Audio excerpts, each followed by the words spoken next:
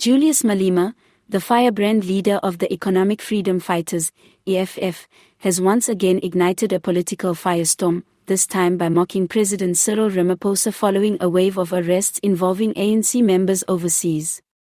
With his usual unfiltered tone and a thunderous delivery, Malema used a recent public rally in KwaZulu-Natal to tear into the president's leadership, calling him a president of the elite, not the people, and accusing him of failing to shield even his own comrades from international disgrace.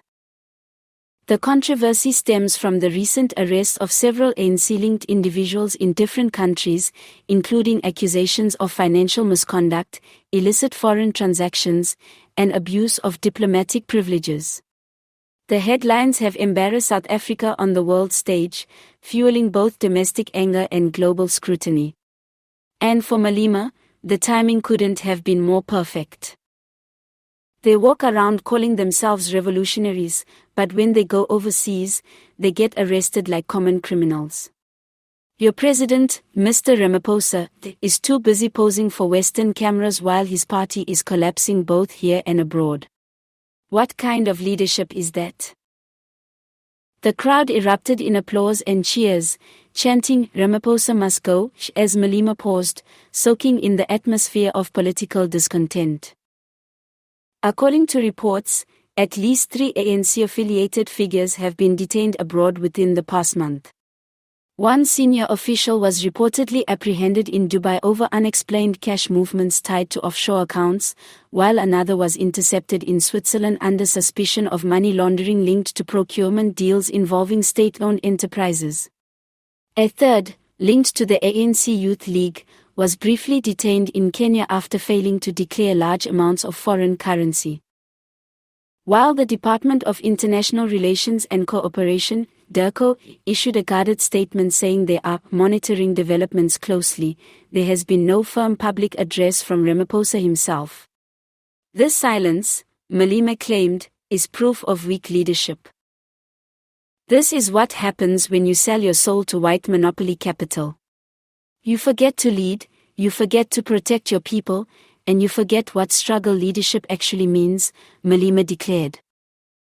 Foreign media outlets have not spared South Africa in their reporting. Several international publications have highlighted the incidents as evidence of widespread rot within the ruling party. The scandal comes at a time when the ANC is already under pressure back home, with crumbling municipal services, rising unemployment, and the controversial Failure Farm scandal still fresh in the public's memory. Analysts argue that the arrests overseas could further damage the ANC's credibility ahead of crucial elections. The perception of international disgrace adds yet another layer of vulnerability to a party already weighed down by allegations of corruption and factional infighting. For Malema and the EFF, this situation represents both a moral and political opportunity. Malema has positioned himself as the voice of the people, a radical alternative to what he describes as the ANC of billionaires and backstabbers. He painted Ramaphosa as a man who smiles for photo ops in London but watches silently as his comrades are handcuffed in Europe and Asia. You cannot govern a country when your own ministers are being chased out of airports in foreign lands. It is a joke. The ANC is no longer a liberation movement, it's an embarrassment on the international stage. Malema concluded his fiery speech by urging South Africans not to be fooled by clean suits and scripted speeches, warning that more arrests were likely if the ANC remained in power. At the time of writing, President Ramaphosa has not publicly responded to Malema's remarks. ANC spokespersons have called the arrests isolated incidents and accused Malema of opportunistic fearmongering. Yet behind closed doors, sources within Luthuli House admit the optics are damaging, and the lack of a strong rebuttal from the president is raising eyebrows even among loyalists.